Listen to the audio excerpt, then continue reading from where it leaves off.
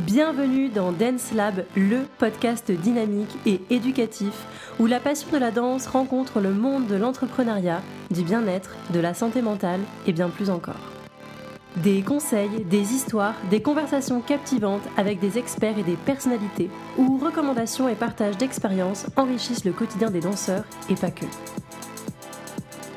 Je suis Maïwenn Bramoulet, danseuse professionnelle aux multicasquettes, passionnée de danse depuis toute petite, ayant pour objectif de lever les voiles sur les fantasmes et les clichés du métier. En vous partageant toutes les facettes, les difficultés, les richesses et les challenges que ce métier comporte. Si cet épisode t'a plu, n'hésite pas à le partager autour de toi, à me laisser une note et un commentaire sur Spotify ou Apple Podcast. Et si tu souhaites participer au podcast, écris-moi. Bonjour à toutes et à tous, aujourd'hui j'ai le plaisir d'accueillir Yanis, aka Yanou. Yanou a été nommé légende en 2022 par Jack Gucci et il est ici pour nous parler d'histoire, d'héritage, de gestuelle, de danse, de mode et il s'engage à nous partager toutes ses connaissances et ses meilleurs conseils concernant le voguing et particulièrement le all the way. Le tout dans un espace toujours safe. Salut Yanou. Hello everyone in the world, my name is Yanou, and what is yours? Comment tu vas?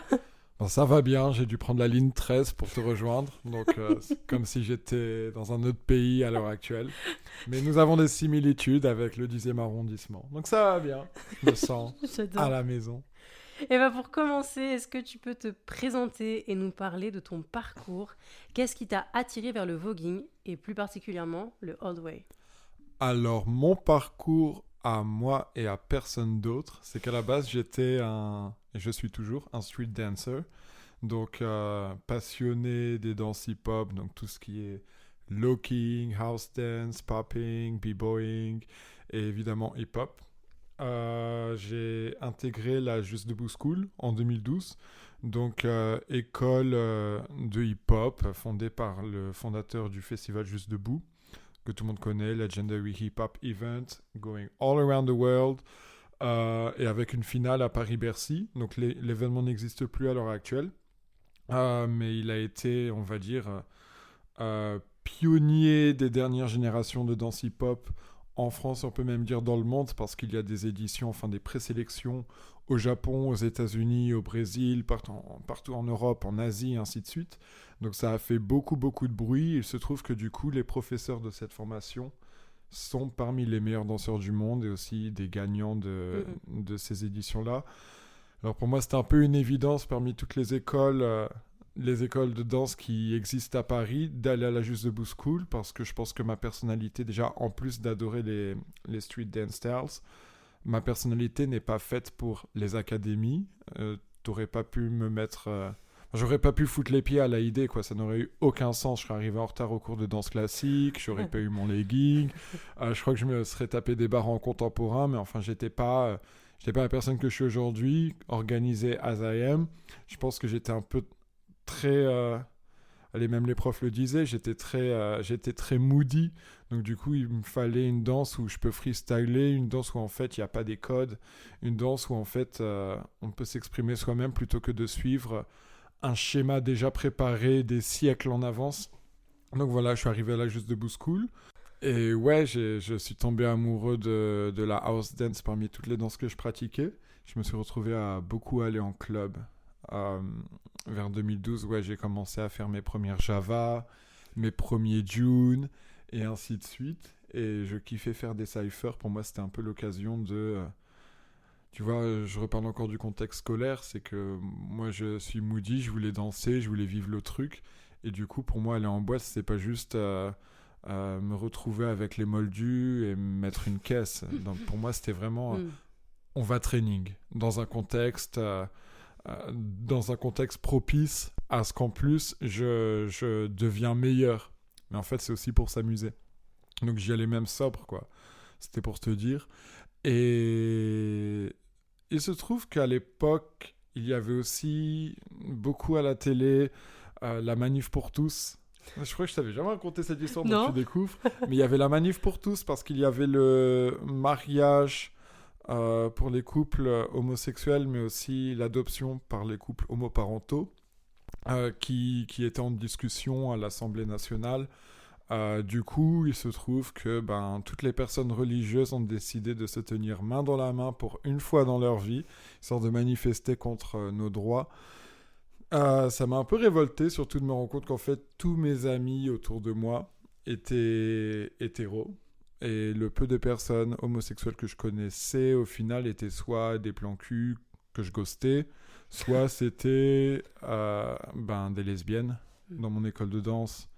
Donc, qui n'était pas une académie où j'aurais pu me retrouver avec plein de sisters. J'étais vraiment juste avec des b-boys, avec des gars ouverts d'esprit, mais bon, aucun d'entre eux était homo, quoi. Donc, j'étais un peu en mode...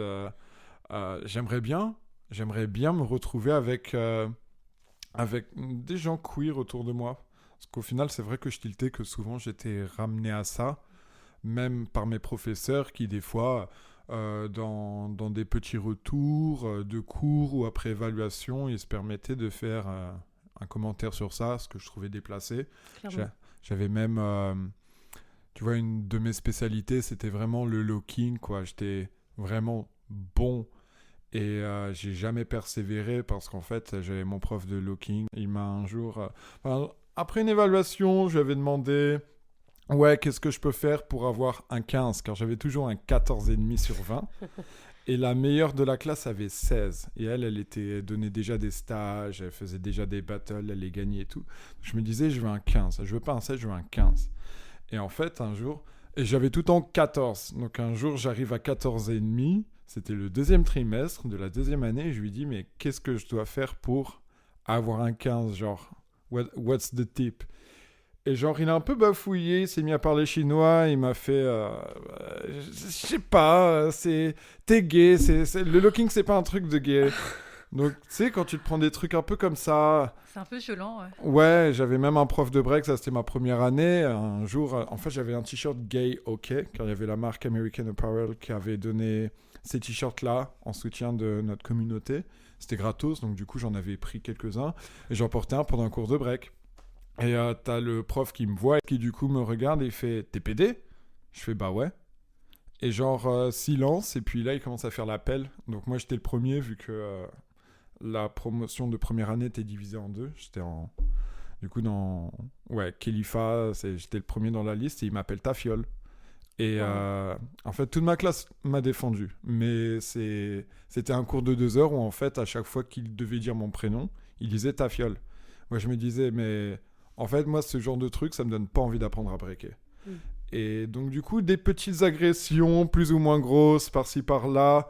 Je m'étais dit, ce serait cool de me retrouver avec des gens qui, en fait, pour eux, c'est une virgule que je sois gay, et c'est tout. Le hasard a fait que, vu que j'allais beaucoup en house parties, je me suis retrouvé un jour nez à nez avec la Sandra Ninja, qui, elle, pareil, était dans le même cypher que moi. Il y avait Nikki aussi ce soir-là. Et en fait, je les ai juste ajoutés sur Facebook. Et de fil en aiguille, en 2013, il se trouve que la Sandra a commencé à donner des cours. Donc, je suis allé à ses cours. Et j'ai commencé à aller aux événements. Le truc, c'était qu'elle enseignait du Vogue Femme. Et moi, je voulais apprendre le old way parce que even if I can be a cunt, it's not a lifestyle for me. Donc, j'espère que les gens qui écoutent ce podcast... On fait anglais LV1, parce que je fais souvent du franglais. Mais ouais, la Sandra, c'est du Vogue Femme. Mais j'avais très, très, très, très envie de faire du old way. Il y avait déjà des gens qui walkaient. J'étais allé à un événement en juillet 2013 et j'avais vu Caroline, j'avais vu Kevin, j'avais vu Matthews. Je m'étais dit, les lignes, j'aime bien le sol. C'était pas le niveau d'aujourd'hui, évidemment, mais je voyais très bien ce que moi je pouvais amener à cette catégorie. Donc du coup, automne 2013, je commençais à prendre les cours de la Sandra. Je posais des questions par-ci par-là pour savoir comment transformer ce catwalk que j'ai appris en Vogue Femme en catwalk qui pourrait être plus old way. J'ai un peu remixé les spin and dip parce que je me disais c'est ça ou rien. Et vu que j'avais déjà mon expérience de sol grâce à mes autres styles de danse, que j'avais déjà des lignes, que j'avais déjà mon petit style, quoi. Du coup, en fait, j'ai un peu sauté dans le tas. Je suis allé à un ball et puis je me suis mis à walk alors que j'avais jamais pris de cours de old way. Et donc en fait, mon premier cours de old way a presque eu lieu 1 an après la première fois que j'ai walk.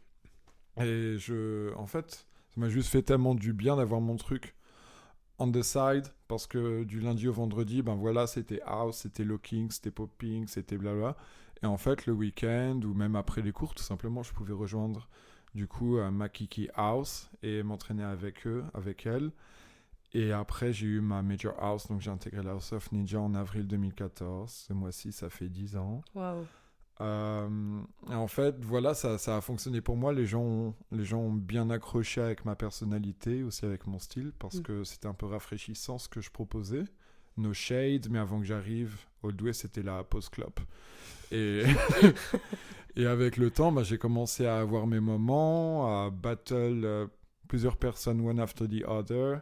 J'ai commencé à faire ça en Europe, j'ai commencé à gagner aux États-Unis, au Japon. J'ai commencé à juger, puis j'ai commencé à vouloir enseigner à mon tour pour voir une nouvelle génération de personnes have fun with the same category.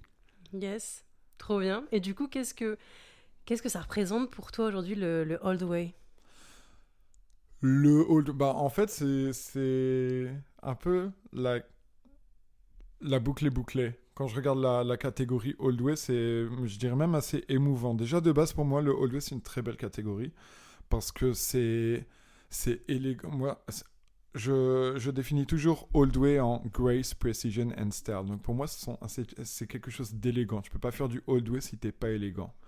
En Vogue Femme, le Vogue Femme, c'est supposé être féminin. Mais tu peux te débrouiller si tu as l'aspect performance et que tu arrives à faire crier les gens. Le Old Way, il faudra toujours être élégant, précis. Si c'est pas précis, ben les lignes elles sont pas bonnes. Dans ce cas, ça marche pas. Si t'es pas gracieux, bon, c'est un peu overwhelming. Mais en même temps, il y a aussi ce côté très street. C'est ça qui m'a beaucoup plu dans le Old West, qu'en fait, je me voyais très bien popper, je me voyais très bien faire du floor comme je le fais en club, je me voyais très bien être rentre dedans. Parce qu'on peut s'attraper aussi en Old Way, on a le droit au contact et on peut se verrouiller, ce qu'on appelle le locking. Donc, locking différent des funk styles, c'est littéralement juste la translation de... voilà, on se verrouille, on se bloque, on essaye de pas se casser le cou, mais voilà, il y a ce côté très battle, you know, it's from New York, they're not playing, en plus tu peux le faire masculin, tu peux le faire féminin, tu peux le faire gender neutral, donc au final, je voyais le truc comme très très libre, mais tout ce côté street, tout ce côté qui pourrait paraître brut et cru, eh ben, tu le fais respirer avec des spins, tu le fais respirer avec de l'élégance, avec un pied pointé, des trucs comme ça. Donc en fait, je suis vraiment tombé amoureux de plus une image que moi je me suis fait de ce style de danse que je ne voyais pas forcément sur le floor. Et aujourd'hui, en fait, bon, des fois j'en fais des blagues passives-agressives, mais c'est vrai que je vois un peu mon empreinte. C'est quand même 10 ans de House of Ninja, mais 11 ans de Ballroom. Je sais qu'il y a des trucs que j'ai fait au début qui faisaient crier tout le monde, qu'aujourd'hui les gens font comme si ça faisait partie des éléments, et je trouve ça mignon. Je me dis, oh, I really wonder what would be Old Way today if I was not born. C'est ce genre de truc. Donc maintenant, pour moi, c'est émouvant parce qu'en fait, je vois des gens, surtout maintenant que je forme la nouvelle génération, je vois des gens faire des choses qui ont été assez simples pour moi en tant que danseur d'apprendre, et en fait, t'en as qui mettent peut-être quelques semaines. Tu vois, l'autre jour, par exemple, pendant mon cours, c'était assez émouvant parce qu'à la fin de la classe, j'avais dit et shout out à telle personne. Parce que quand elle avait commencé à prendre mes cours il y a quelques mois, elle refusait de faire les battles, elle voulait pas freestyler, blablabla. En fait, à ce cours-là, maintenant on bosse les battles. Donc elle avait gagné son premier battle, elle a réussi à faire son premier baby freeze. Et en fait, quand à ce moment-là, j'ai dit shout out à telle personne, elle s'est mise à pleurer. Donc moi, en fait, dans ces moments-là, je réalise aussi que ce qui est genre sans valeur pour moi aujourd'hui, en fait, a énormément de valeur pour quelqu'un d'autre. Ouais. Donc en fait, quand je vois quelqu'un réussir à faire ses premiers tenses, pour moi, c'est ses premiers tenses en baby vogue, moi, évidemment, ça me touche pas, même si j'arrive à comprendre que c'est quelque chose d'important pour la personne qui le fait. Mais de ensuite le voir de mes propres yeux, voir la personne sourire et aller in the back of the runway parce que j'ai eu mes tenses à un ball. Ouais. Je me dis là. En fait, si je suis moins sensible à ça, c'est tout simplement parce que je l'ai vu trop de fois, j'ai jugé partout, été à tellement de balls, mais en fait, ça a de la valeur. Il y a des personnes qui sont au début de leur propre aventure. Ouais. Donc, c'est émouvant. Voilà, maintenant, je sens vraiment le poids du temps. Et je me dis, en fait, c'est génial parce que là, c'est vraiment les petits Holdway, là. Bon, peut-être que je déborde sur ta question. Ah non. Tant mieux pour toi. Non, non, c'est complet. Je te laisse parler, j'ai plein de questions après. Oui, parce que, bon, je donne cours, mais je donne aussi des practices. Et du coup, ça, c'est gratos. Enfin, c'est vraiment pour entraîner les gens au battle. Mais aussi, ils se font des practices entre eux.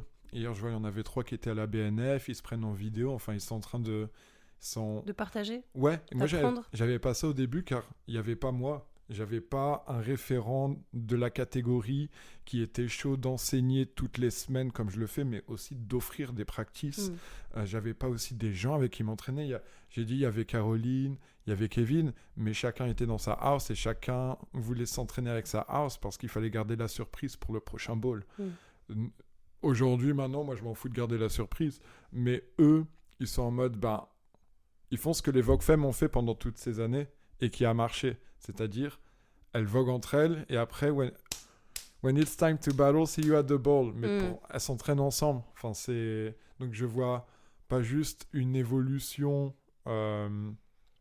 depuis ma perspective à moi que, il y a des gens qui arrivent vraiment à trouver ce moment genre plus que précieux. C'est aussi que, en fait, ça fédère, ça crée une communauté dans la communauté et c'est cute. C'est beau, c'est aussi le dépassement de soi quelque part, tu vois, ça fait partie de l'apprentissage et depuis tout à l'heure tu nous donnes beaucoup de mots techniques, un peu des cues.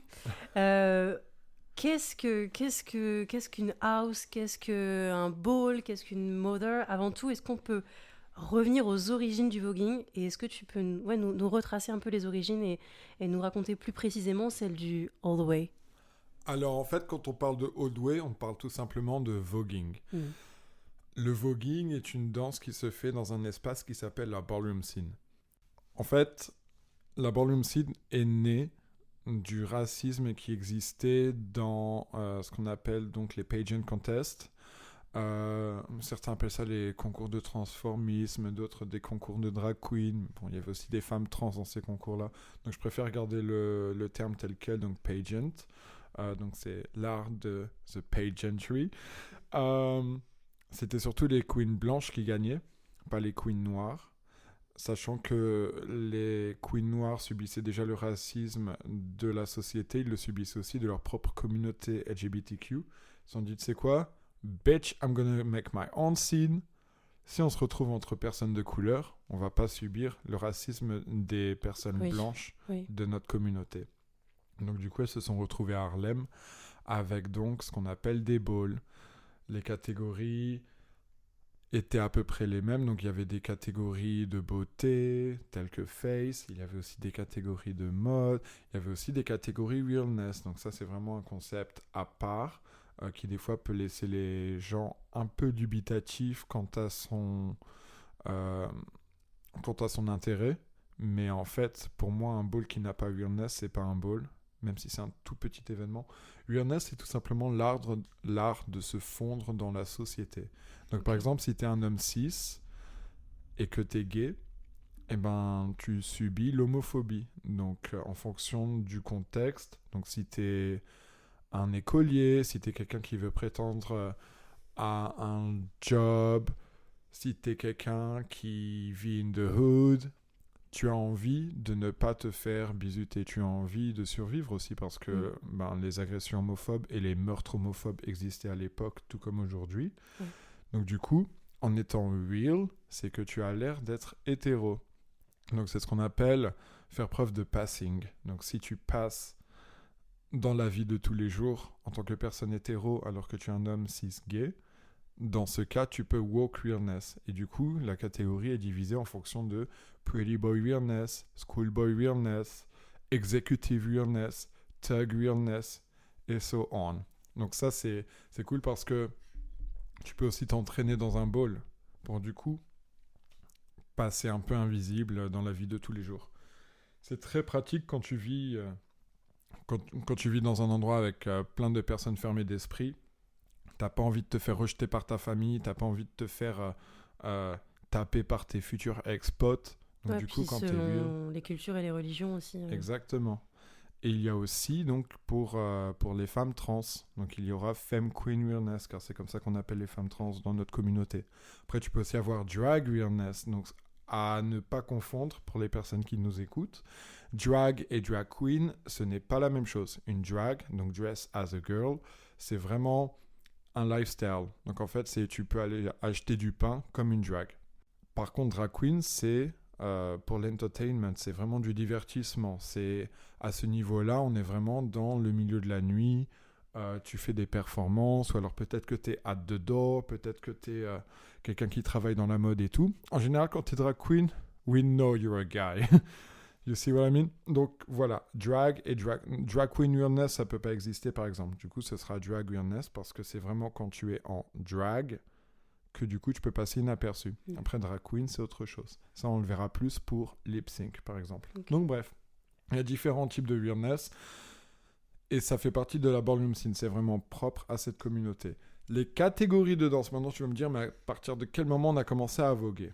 Alors, il y en a qui me disent c'est début 70, d'autres qui me disent c'est fin 70. Moi, tout ce que je sais, c'est que c'est vers la fin des années 70 qu'on a vu apparaître le concept de performance.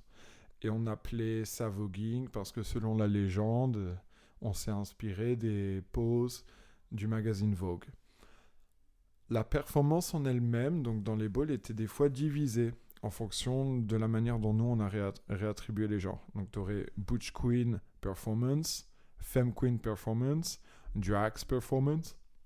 Et il se trouve que la manière dont les female figures dansaient, enfin performaient le voguing, était tellement plus féminin et exagéré qu'au fur et à mesure du temps, est devenu son propre style. C'était tellement efféminé, donc qu'on dit femme en anglais, que c'est devenu du Vogue Femme. Et ils ont ouvert la catégorie.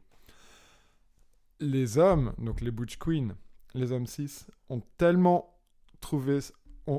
kiffé cette danse qu'un jour, ils ont ouvert la catégorie Butch Queen Voguing Like a Femme Queen. Et c'est comme ça qu'un délire est devenu l'une des catégories les plus populaires aujourd'hui. Oui.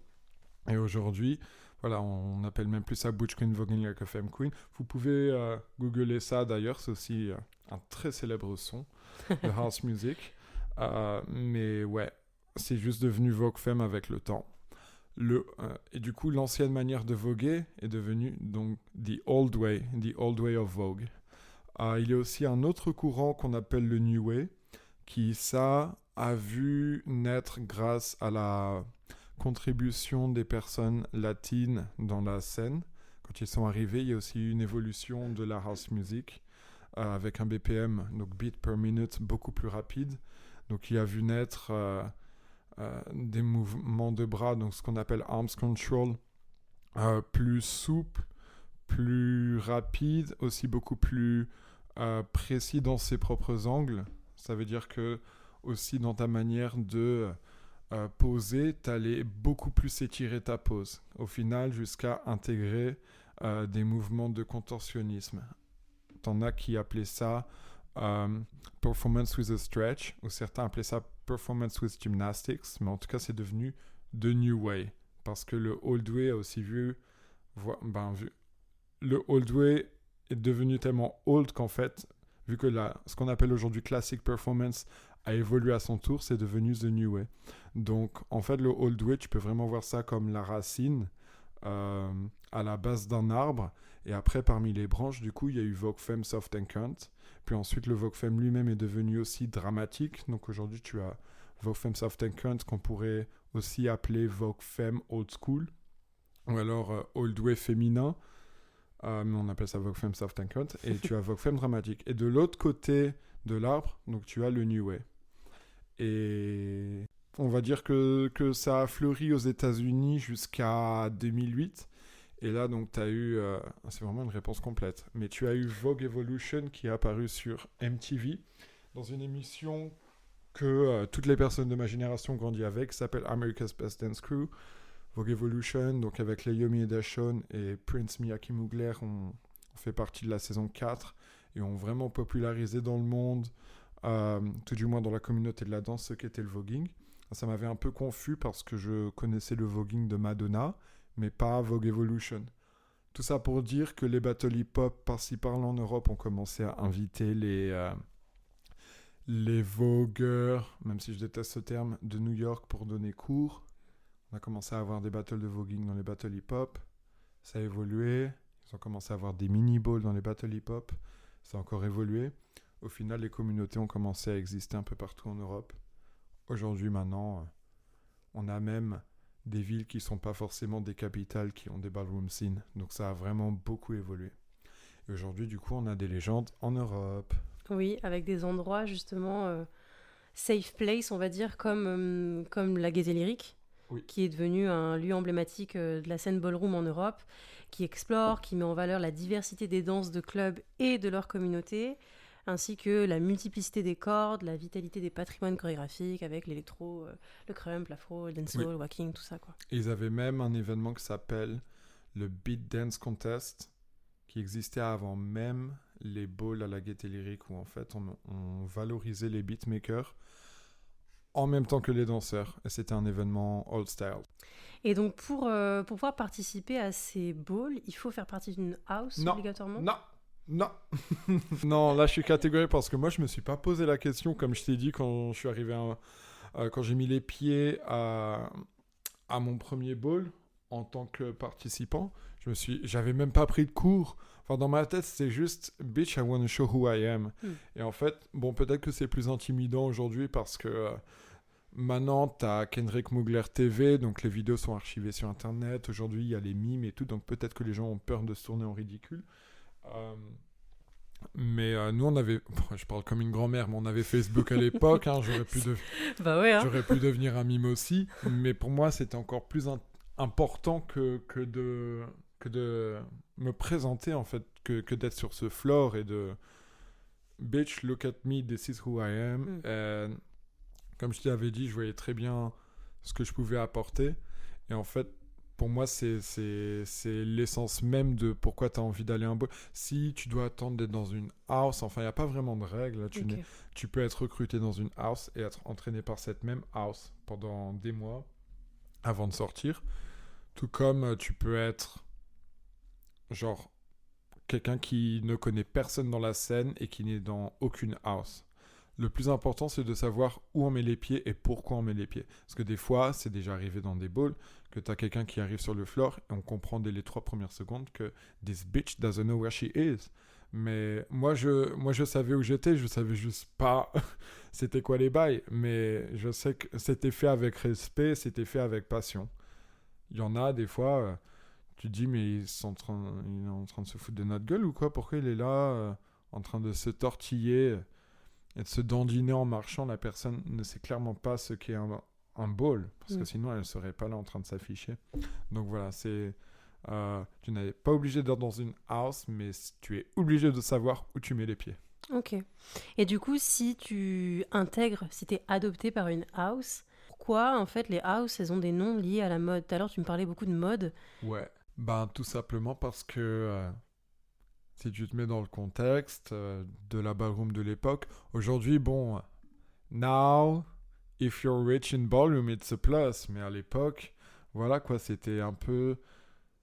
bon, je vivais pas à l'époque, mais évidemment, je comprends aussi le contexte de idolâtrer les mannequins, regarder les défilés de mode, regarder les shootings dans les magazines et rêver de cette vie-là, rêver d'être one of these girls from Manhattan, Fifth Avenue, this rich white lady, I want her purse, and I want her coat, and I want her dress. Et, on en parle beaucoup dans Paris is Burning, même si je déteste utiliser cette référence car ça fait très cliché, mais ils l'ont expliqué mieux que je le ferais, c'est que voilà, il y avait ces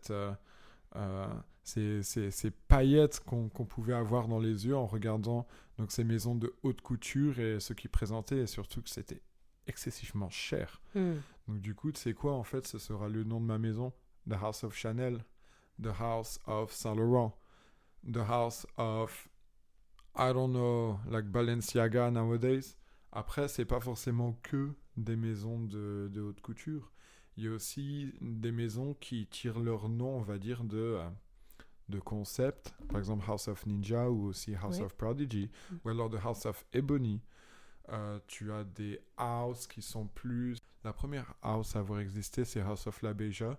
No shade, mais je sais pas ce que ça veut dire et je me suis jamais posé la question.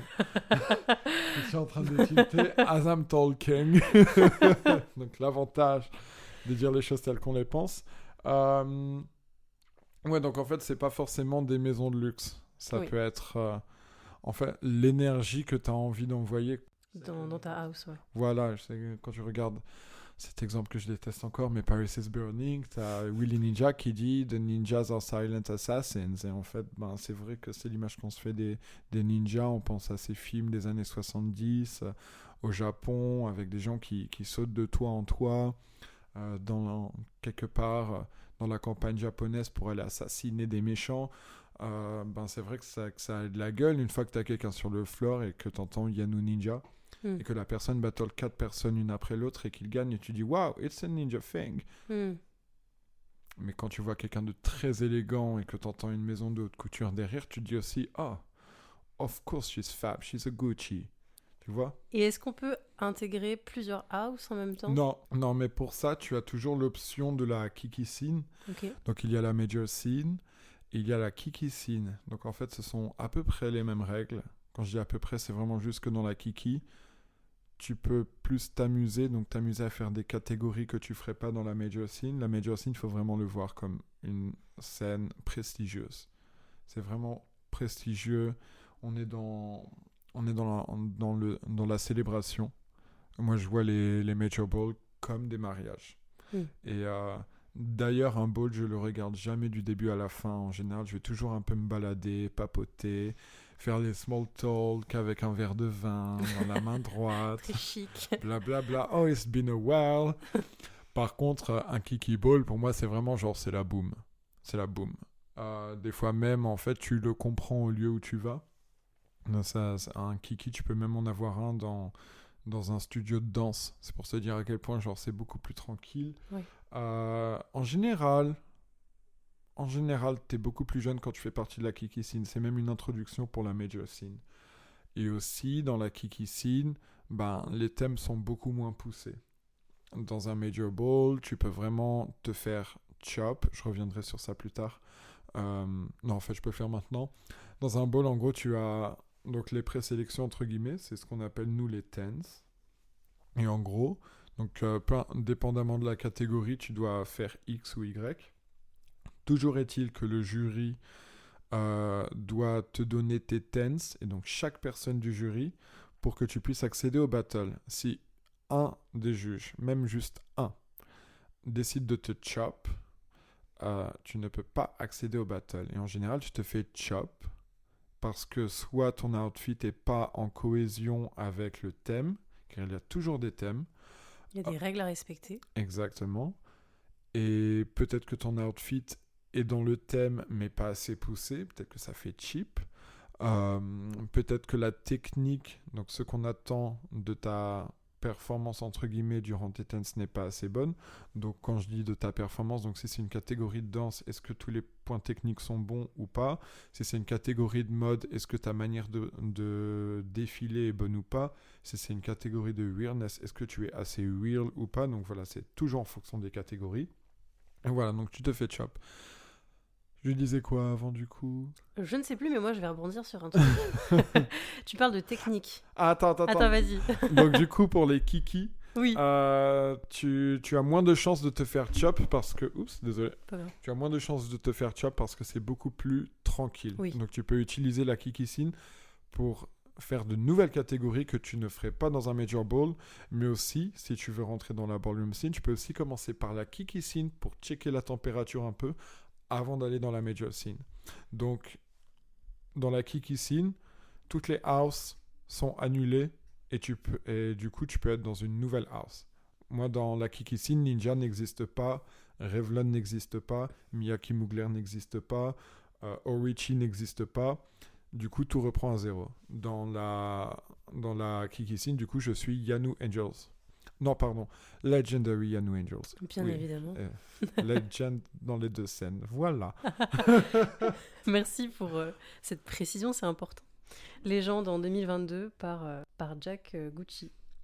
Je reviens Ça, c'est pour la major scene, du coup. Ok. Et en fait, dans la Kiki, vu qu'on n'est plus vraiment affilié aux règles des Américains, on a un coven parisien, du coup, qui, lui, s'occupe de donner les statuts en Europe. D'accord. Donc, voilà. C'est très, très réglementé, quand même. Ouais, parce que si tu laisses tout le monde faire ce qu'ils veulent, ça peut aller dans tous les sens. En plus, je pense qu'une communauté qui est autant associée au mood du battle, des fois, là, bon, ça va, ça va avoir l'air shady, mais en fait, je te jure que je suis juste factuel. Mais je pense que tu peux vite tomber dans la delusion ou désillusion. Attends, je confonds. Désillusion. Désillusion. Ouais, tu peux vite tomber dans ça. La délusion, c'est quelque chose d'autre, je crois. Et pourtant, je lis beaucoup de livres. Mais oui, tu peux vite tomber dans la désillusion. Du coup, c'est mieux si tu as des personnes objectives et genre vraiment assignées à ça. Plutôt que de laisser tout le monde dire ah bah non, moi je suis une légende maintenant. Parce que j'ai déjà entendu des gens dire je devrais être une légende là. Et moi, je suis en mode what's your name? On en est à ce stade-là. Donc voilà. Et je reviens sur la technique dont tu parlais tout à l'heure. Comment, en fait, quel conseil tu donnerais à quelqu'un qui souhaiterait apprendre le old way, améliorer sa technique? Est-ce qu'il y a des endroits où on peut travailler sa technique?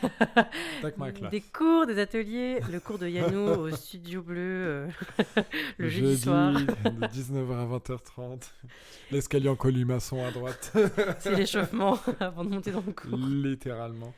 Ouais, je dirais moi, me, and that's it. En fait, si la personne me dit je peux venir à tes practices, girl, do you even know old way? Parce que mes practices sont vraiment pour des gens qui savent ce qu'est le old way. Du coup, en fait, je peux donner des exos. Par contre, si tu sais même pas ce qu'est un catwalk ou comment faire un catwalk, déjà apprends avec une personne qui sait ce que c'est. Ça m'est déjà arrivé de tomber sur des gens qui me disaient ah j'ai un peu appris avec machin, et après je vois et c'est pas bon. Mais qui t'a appris? Non. Mais elle walk même pas all the way. Donc déjà apprendre avec les personnes concernées. Bon, j'ai donné mon nom évidemment parce que je sais que je suis un très bon prof, mais il y a aussi Nikki Miaou. Il y a aussi Nikki Gucci qui de temps en temps donne des ateliers de old way. Pareil pour Caroline Milan. Elles sont toutes les deux des legends. Donc je pense qu'elles ont aussi beaucoup de choses à apprendre que je ne ferai peut-être pas dans mes cours. Dans le reste de l'Europe, il y a aussi d'autres personnes qui donnent cours. Après, si tu habites à Brest, I'm sorry, but... je suis bretonne, peut-être qu'il faut justement... T'es bretonne? Ouais, je suis bretonne. Tu vois, heureusement que tu habites en Île-de-France, parce que... Moi, j'allais dire, si tu habites à Brest, c'est le moment d'investir dans une carte SNCF, parce que je suis un connard de Parisien. Et c'est dur pour moi d'aller en province. À part... Non, je vais pas parler de Marseille. Je vais pas parler de Marseille, promis. Voilà. Et dans le old way, justement, dans tes cours, parce que là, tu disais, oui, d'apprendre correctement à faire un catwalk, etc. Donc, on apprend à faire des catwalks, des dips, des duckwalks. Qu'est-ce que c'est un dip? Qu'est-ce que c'est un duckwalk, etc. Alors, pour moi, une performance de old way... Alors déjà, je vais faire un petit retour en arrière, car tout à l'heure, je parlais du Vogue Femme qui découlait du old way. Tout simplement, voilà, la performance voguing a beaucoup d'éléments. Et en fait, le Vogue Femme a trouvé qu'il y avait une formule efficace dans une performance. Il y a 5 éléments dans le voguing qui fonctionnent. Donc le catwalk, duckwalk, spin and dip, hands performance, floor performance. Ça, ce sont juste 5 éléments pris par la catégorie Vogue Femme qui ont pioché dans la performance qu'on pourrait appeler old way aujourd'hui. Le old way a beaucoup plus d'éléments que ça. On peut aussi rajouter du arms control, les éléments de posing. On peut aussi décupler avec différentes inspirations, parce que dans le old way, tu peux être inspiré par différents courants. Je rappelle que le break est né à la même époque, par la même communauté, dans la même ville. Ouais.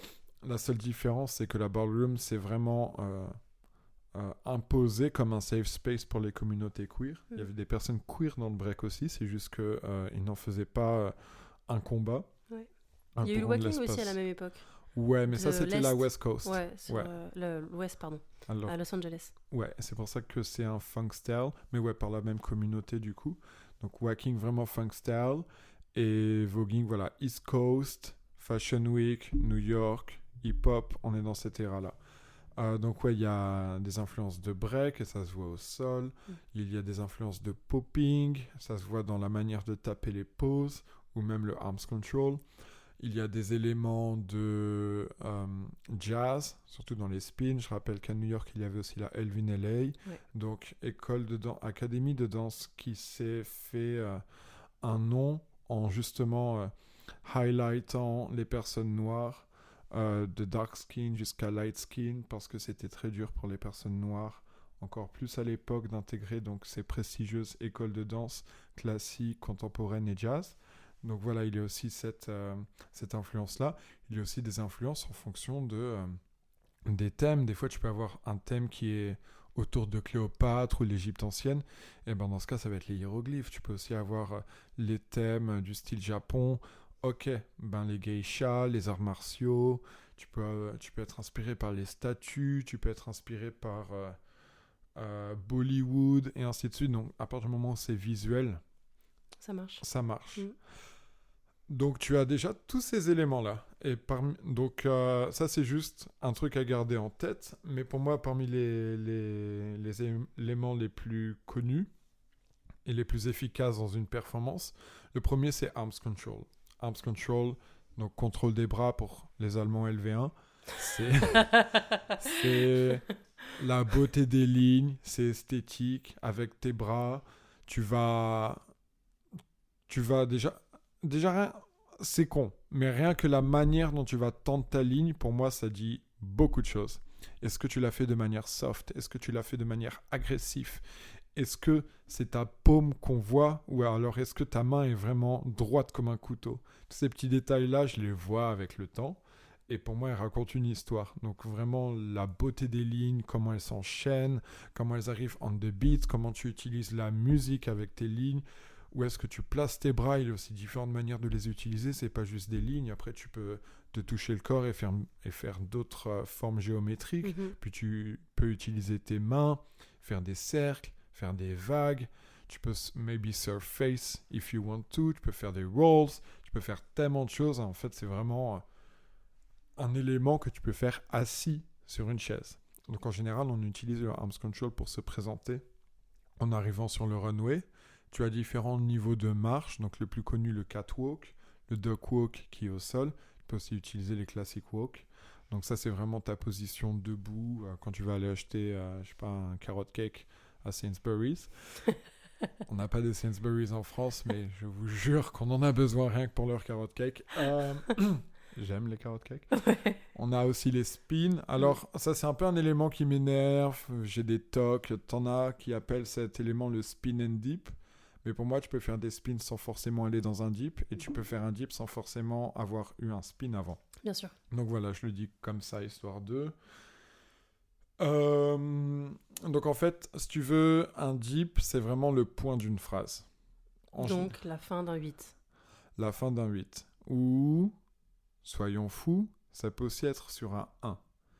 Parce que nous, en Old Way, on danse sur de la house music. Et en fait, le concept est un peu plus différent que les gens qui vogue femme et qui ont ce qu'on appelle un ha ou un crash. Donc tous les 4 temps ou tous les 8 ans, tu vas avoir une percussion qui va être suffisamment agressive. Et en fait, c'est dessus que les Vogue Femme Performers vont faire un dip. Nous, en house, des fois, il se trouve qu'on a une sorte de percussion qui arrive sur le 1 pour démarrer le début d'une phrase. Du coup, sur la musique, ça peut autant marcher que de faire un dip sur le 8 que de le faire sur le 1. Donc ça, c'est un truc que je dis souvent quand je donne cours et qu'on focus sur le floor. Parce que en fait, il faut aussi voir les choses en fonction de l'époque. Parce que nous, on est dans une mentalité de 2024. Les gens sont en train de parler de Vogue Beat, de de règles qui n'existaient pas à l'époque parce que ces sons-là n'existaient pas à l'époque. À l'époque, tu dippais tout simplement parce que la musique s'y prêtait. Donc n'oublions pas ça. Mais voilà, ça arrive comme la fin d'une phrase. C'est pour ça d'ailleurs que si vous ne faites pas de voguing et que vous vous dites « Ah, mais pourquoi ils font tout le temps ce mouvement-là ?» Enfin, ouais, c'était cool la première fois, mais la quatrième, ça devient redondant. C'est qu'en fait, c'est devenu aussi logique et aussi banal pour nous que quand on fait du locking. Et là, donc, du coup, je parle du funk style. Et qu'en fait, vous faites un up and lock. Le lock en lui-même, vous allez le voir peut-être 8 fois dans un passage d'1 minute. Et ben c'est pareil pour dans une performance de voguing. Quoique en hold on le fait un peu moins. D'ailleurs, j'aime pas quand il y a trop de dip. Pour moi, genre 4, c'est cool. Si tu arrives à avoir le public dans ta poche, peut-être que tu peux nous surprendre et faire 3 dips d'affilée. C'est vraiment très connecté à l'instant. Faut pas préparer ces passages comme des b-boys parce que des fois, c'est vraiment faut se connecter sur le moment. Et voilà. Donc, il faut voir le dip comme quelque chose d'habituel pour nous et pas comme une phase ou un tricks comme certains pourraient le penser au début. Après, il y a d'autres éléments comme le posing. Ouais. Il y a d'autres éléments en comme rapport avec la mode. Le locking. Même pas forcément la mode parce que, comme je t'ai dit, il y a différentes inspirations. Oui. Donc, tout à l'heure, j'avais même pas mis Vogue Magazine, pose de mode dans mes exemples. Je m'étais concentré sur Japon parce que moi j'adore les poses arts martiaux. Je trouve qu'il y a quelque chose de très élégant dedans. J'aime bien les poses un peu façon hiéroglyphe où en fait tu es en 2 dimensions. Et effectivement, il y a aussi des poses de mannequins, des poses de magazines. Tu peux avoir des poses couture, tu peux avoir des poses catalogue, tu peux avoir des poses commerciales. Mais tu peux aussi ne pas le faire et aller dans quelque chose de vraiment conceptuel pour montrer ton énergie. Et du coup, dans ces moments-là, c'est assez pratique de garder l'œil ouvert quand tu voyages ou alors quand tu vas dans un temple, vraiment des trucs comme ça. En fait, de s'inspirer de tout, partout, tout le temps. Ouais. Et même, moi, ce que j'adore, c'est faire des poses de b-boy. C'est vraiment con, mais ça me met dans une vibe. Mais ça encore, je peux pas faire une pose de b-boy si je porte un costard. Oui. Mais si je demande de venir, enfin si on nous demande de venir en jogging, survêt, Adidas, bitch, I'm gonna do b-boy here, b-boy there, b-boy here, boom, toutes les poses from up to down.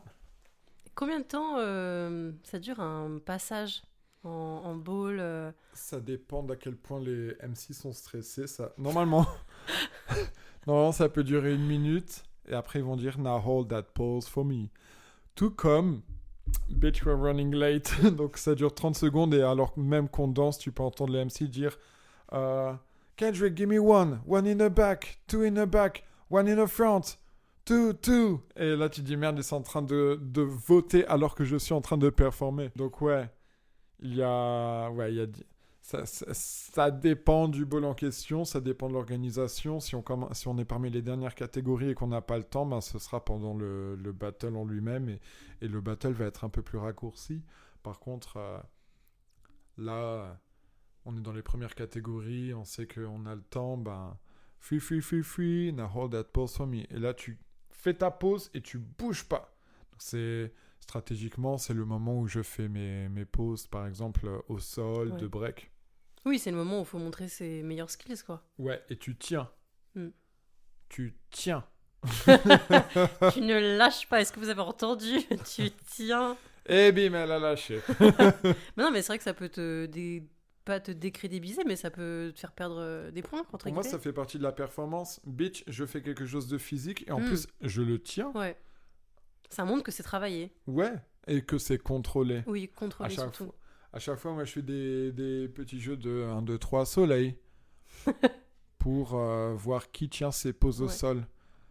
Tu peux trembler, mais tombe pas. Et si tu tombes, rattrape. Montre pas que t'es tombé comme un pancake. Bien vraiment, en fait, bon, là, je peux pas le faire au micro, mais tu vois, quand tu sens l'action de tomber, en fait, tu rattrapes pour aller dans une autre pose. Ouais. Bitch, be smart. Ouais, bien sûr. Show must go on. Ouais. Et où est-ce qu'on peut retrouver tous ces événements, tous ces balls, que ce soit sur Paris ou sur les réseaux sociaux? Alors pour les réseaux sociaux, je conseille de garder un œil sur Balls in Paris, qui est tout attaché, pour la simple et bonne raison que même si on a certains événements qui sont, on va dire, un peu annuels, en général, fin octobre, tu as toujours la Gaieté Lyrique, qui a un ball organisé par Legendary Vinny Revlon. Shout out to him. Et tu as aussi toujours un autre ball à la Gaieté Lyrique qui a lieu à peu près au mois de juin ou des fois début juillet. Cette année, ce sera le 8 juin. Oui. Et après, c'est un peu tout le monde en fonction de son humeur. Legendary Charlie Gauthier Brown a organisé un énorme ball l'année dernière qui avait eu lieu le 1er avril. Mais là, non, c'était l'année dernière, pardon. Donc, c'était le 1er avril. Cette année, il organise le 17 mai. Et l'année suivante, je sais qu'il en fait un pour... Bon, là, je l'annonce ici alors que je suis même pas lui. Bon, non, en fait, je le dis pas. Voilà, je gâche pas la surprise. Mais ce sera un autre mois. Ce sera un autre mois. Voilà. Vous en saurez plus. Follow him on Instagram. C'est ça, tout à fait. Et bah, écoute, l'épisode touche bientôt à sa fin, Yannou. Ben oui. Justement, est-ce que tu as encore un message final que tu souhaiterais adresser aux personnes qui voudraient découvrir le old way, le voguing? Comme j'ai dit, même si vous connaissez personne, mais que vous voulez en faire partie, que vous voulez montrer what kind of bitch you are, don't overthink it, just go. Par contre, make it make sense. Vous n'allez pas sauter dans une catégorie que vous ne connaissez pas. Oui.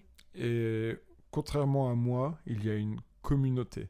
Il y a les réseaux sociaux, il y a des cours. Moi, quand j'ai commencé, il n'y avait pas de cours. Il y avait la communauté, c'était aller 27 pecnos dans une salle qui se cassaient le dos. And I wished I was one of them. On en était là. Aujourd'hui, ces personnes-là en question sont des modeurs, sont des personnes inspirantes qui ont partagé ce qu'ils ont. Parmi elles, il y a Kiona qui, entre-temps, a quand même gagné Drag Race France saison 2 et maintenant dans Danse avec les stars. La Sandra est devenue une pionnière, bientôt une icon. Il y a juste tellement de personnes inspirantes. Enfin, ça a été un long voyage pour la Paris Ballroom Scene et aujourd'hui, on en voit les fruits. C'est que maintenant, les gens peuvent se permettre de disparaître et réapparaître 4 ans plus tard. Aujourd'hui, on peut se permettre de ne pas aller à un ball parce qu'on sait qu'il y en aura genre 47 autres dans le reste de l'année. Enfin, j'ai organisé mon premier ball le mois dernier. Enfin, j'étais assez fier de me rendre compte que voilà, c'était mon tour aussi. Enfin, on est arrivé à ce stade-là. Donc, take advantage of this. Il y a des cours. Prenez ces cours-là. Il y a Aksuguchi qui donne des cours de Vogue Femme. She's one of the baddest women's performance. Et moi qui donne des cours de Oldway. I'm one of the baddest. Il y a des cours de runway par-ci. Vous voulez hang out. Vous voulez rencontrer des gens. Allez à la BBB le dimanche. Voilà. Il y a toujours des girls là-bas. Enfin, aujourd'hui, c'est une vraie communauté. On ne fantasme plus d'un avenir de la Paris Ballroom Scene.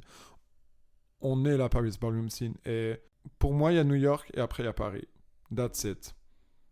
On n'est même pas aux États-Unis. Pour moi, la plus grosse et la meilleure communauté en Europe. C'est Paris. Et ouais, enfin, Paris, on s'est toujours départagé dans tous les styles de danse. Comme je te disais tout à l'heure, voilà, j'ai appris avec les meilleurs dans chaque discipline. Et en fait, ces personnes-là étaient en France. Ont appris avec les Américains, mais au final, ils payent leurs impôts à Paris. Et maintenant, on peut dire la même chose du voguing. Tu sais quoi ? C'est une super conclusion. Boum, on s'arrête là.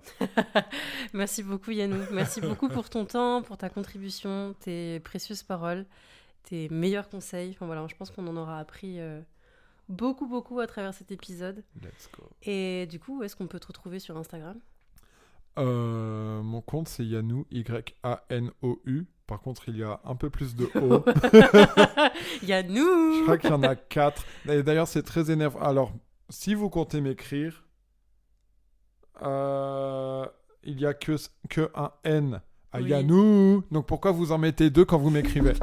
Pourquoi vous en mettez 2 ? Parce qu'il n'y a que un N à Yanis, du coup. Bah oui. Ça a le don de m'énerver. Tu sais quoi ? Il y a des gens, des fois, qui m'écrivent pour avoir des infos pour mes cours et je vois qu'ils ont mis 2 N à Yannou. Du coup, je réponds pas. Écrivez Yannou avec un N, s'il vous plaît, sinon vous pourrez pas prendre les cours de All the Way. Ou alors monsieur. Monsieur. Bah, c'est élégant, tu vois, ça... Ça me flatte. Ouais, ça va avec le All the Way. Let's go. Merci beaucoup, Yannou. Merci à vous, humains. Ciao.